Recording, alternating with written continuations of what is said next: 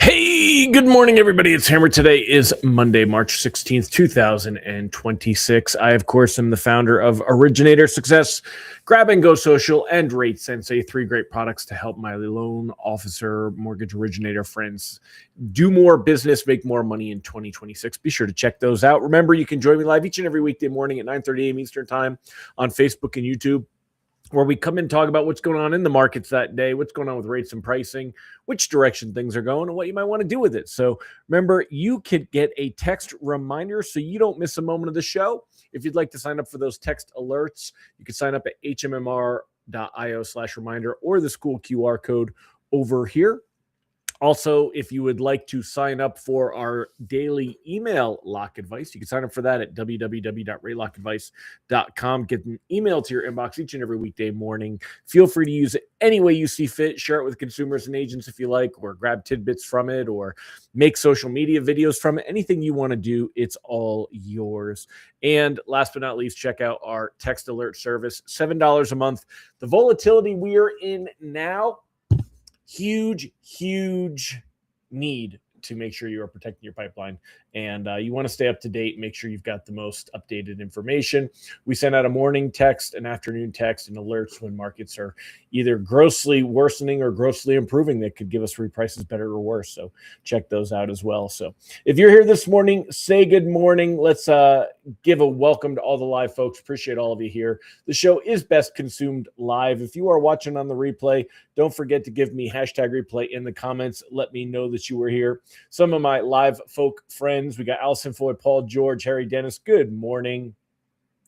Ron Siegel says, today we celebrate Hammer's favorite, everything you do is right day. Everything you do is right day. That would be a fun one. And some worthless trivia from Ron Siegel. In 2020, the Dow Jones average industrial average 2997.10, the single largest point drop in history. I don't know. Yeah, I don't know what that means in English, but I think it lost 3,000 points is what we're going on there. So good morning, Carly. Morning, everybody else. Angela, is my man Zane on yet? I didn't see. Hold on, let me go through the comments. I can do this. Hold on. Chat. There we go. I was on the right screen. I just didn't see it. Good morning, Yasmin. And Yasmin, thank you again for posting for me, and brokers are best. I appreciate that. It really does help. Thank you so much. And all right. So anyway, let's get to this. Let's get to the good part here. We are 3 minutes in, so let's go ahead and get started. Let me share the screen. We'll start off with the technicals. All right, taking a look here at the technicals, you could see we are currently up 30 basis points on the day. 30 basis points should put a nice big smile on your face, because that's going to help rate sheets recover from the beating they took on Friday. Mortgage-backed securities are not the only thing up on the day. 10-year Treasury yield has actually improved quite a bit. We ended on Friday at 4.28, currently at 4.23. That is a nice recovery, something that we are glad to see very much. So quick recap. Let's go ahead and zoom in, kind of show you where. We got to refresh. Hold on. Let's do that. All right. So zooming in here, let's go ahead and kind of give you that recap of where things were at. Friday was a brutal, terrible day for rates. You can see this huge drop right here in bonds. This is going down, not good at all. If we look at a 5-day, we had a very steady, just losing ground. And then on Friday, we started to see this recovery Thursday afternoon into Friday. And I said, be careful. I didn't trust it. That was, if we go back and look at it, that was, kind of what I said. It's on my written lock advice as well, not to trust this gain, even though it was wonderful to see. And when you know it, right here, big loss. In fact, let's go back to the 2-day. You can see it very clearly here. Friday was a huge loss on the day, and it just stayed bad once it was there. So we ended the day, instead of being up, we were actually up about 16 basis points right here. and we ended the day down around 8 basis points here. That's a swing of about 30 basis points. Now, today we should see rate sheets that are better than Friday's reprices worse. So we're going to be better than all of the repricing that happened here on Friday. However, and let me bring this up on the, hold on a second. There we go. Okay. So I can bring this up a little bit so you guys can see it a little better. Let me pull this down a little bit. Okay. So taking a look here, we have a huge gain this morning. And that means that if you're comparing to where rate sheets were at here to end the day on Friday, that's where we saw a big jump, an eighth to some lenders, even a quarter, but generally about an eighth of a point jump on Friday. So for the week on Friday, we actually ended the week a quarter to 3/8 of a point higher, worse on the week by the time we ended the week on Friday here. Ugly, ugly, ugly, ugly. So today, that should bring us back down. You should pick up at least an eighth of a point in rate this morning, being up about 28 basis points. And that actually, if you take a look here, look at where we're at. If we draw a line, we are above where we were on Friday when pricing came out. So you would think that we should see even better rate sheets than Friday morning. However, y'all know what happens like I do. It's tough. Rates worsen quicker than they recover. So I don't think that you'll see the full recovery this morning, but we should still see some of that. And part of the reason that we're seeing all of these gains this morning and things are in a positive space is because there was a ship other than an Iranian tanker. If you didn't know, the U.S. has not attacked any Iranian tankers that are going through the Strait of Hormuz because of the need to get oil to other countries, to our allies. So Iran has been the only country that has been able to get anything through the Strait of Hormuz, except for now we have the Pakistan oil tanker. The Aframax went through the Pakistan flagged Aframax. I guess Aframax is the tanker type, called the Karachi, sailed from Fujairah in the United Arab Emirates and picked up a cargo from inside the Persian Gulf. So this is the main thing too, is they had their tracker on, so they weren't sneaking through. They were going through, very up and up, and Iran let it through. So that's considered a big deal. That's giving some optimism this morning, and you're seeing some rate sheets that are improving.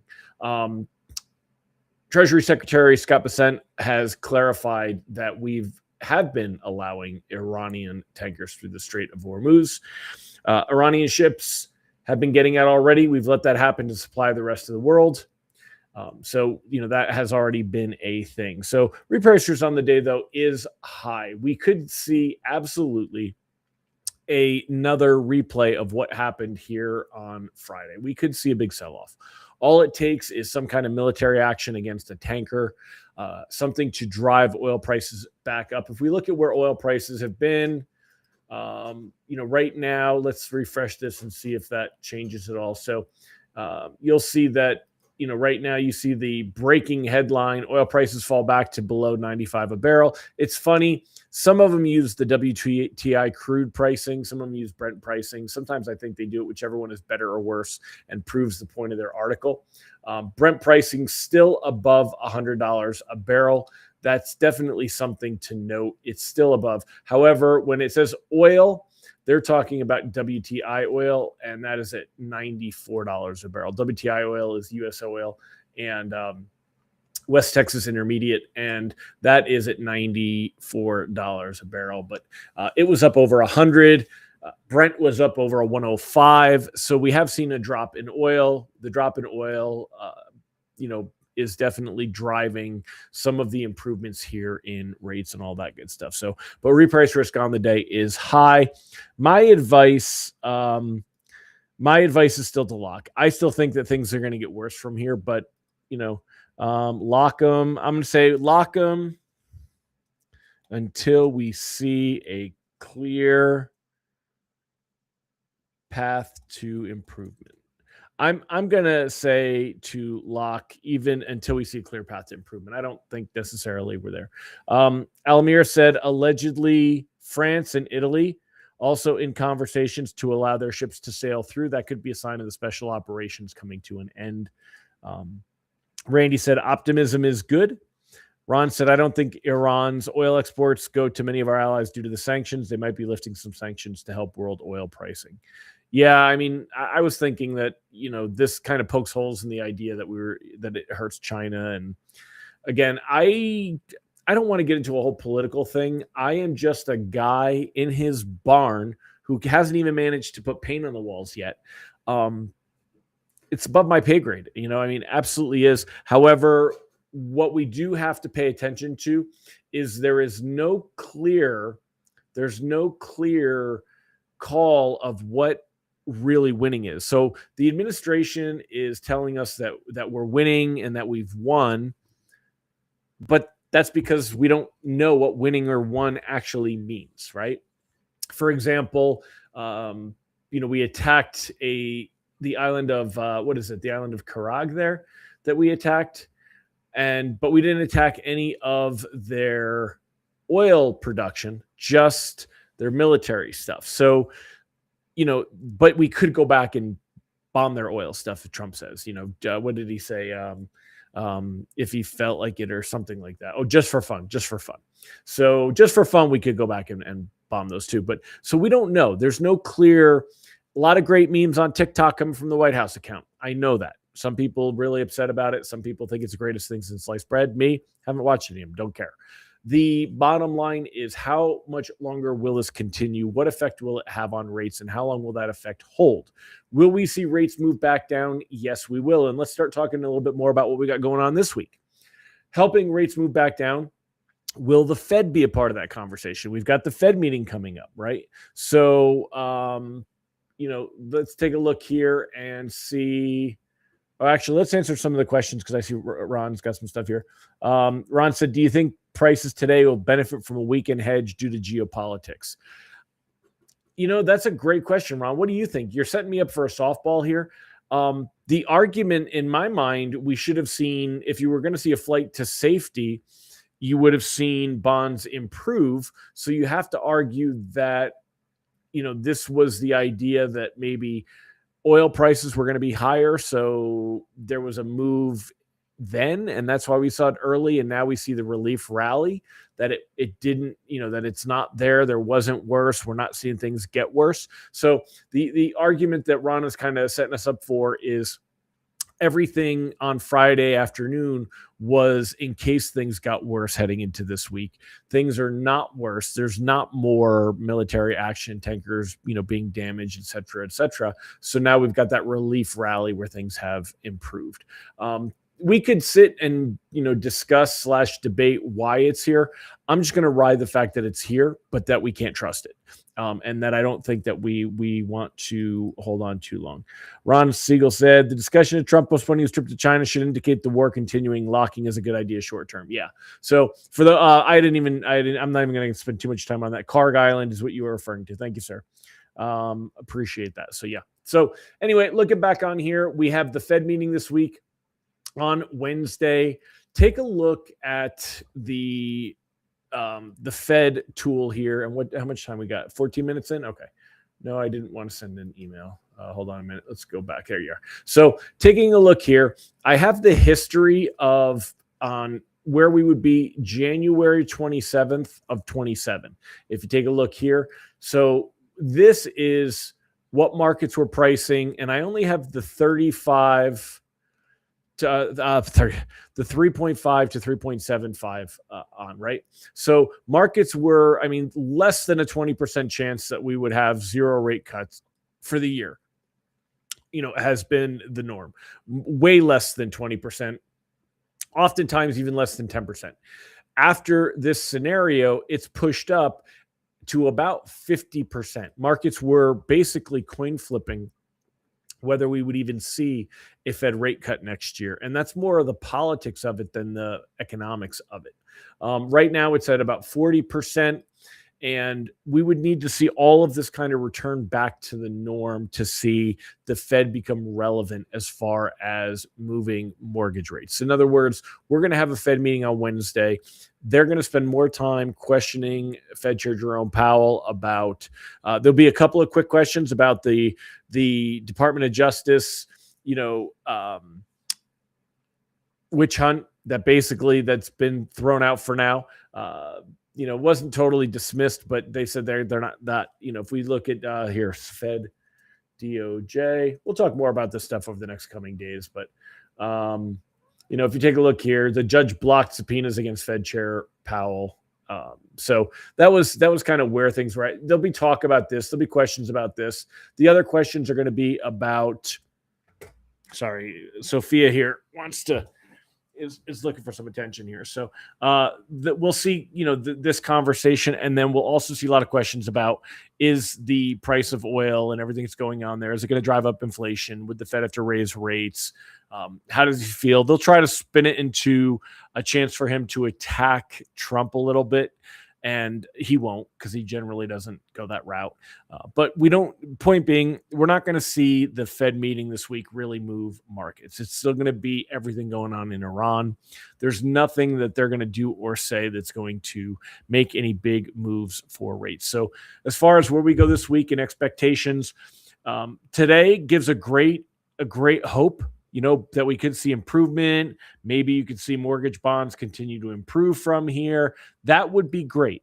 Am I willing to leave it open for that? No, I wouldn't. I would still be locking, because there's just too much volatility to take the risk on things.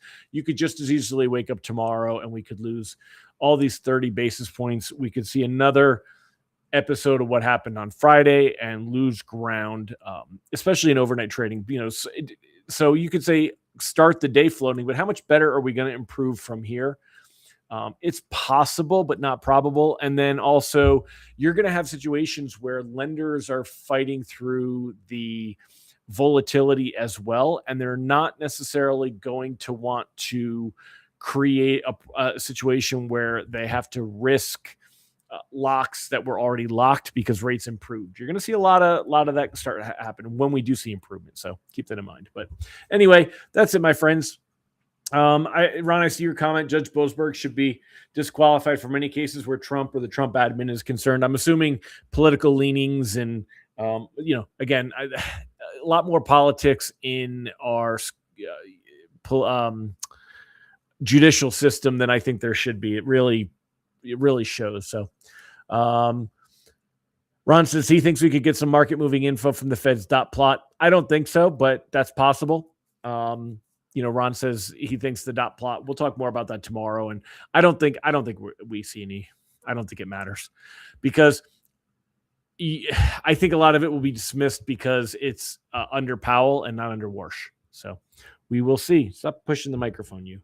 But all right, my friends, I'm going to wrap it up. Thanks again for joining me. Appreciate you. Remember, we do this each and every weekday morning, 9:30 a.m. Eastern time. Would love to have you join me tomorrow. We'll talk more about what's going on with the Fed, and that meeting will come on Wednesday. We'll see if we build on today's improvement. Would be a wonderful thing to share. We'll take a look and see what's going on with rate sheets. All that tomorrow. Same bat time, same bat channel, 9:30 a.m. Eastern time. I hope you'll join me. Take care, everybody, and make it a great day. Bye-bye.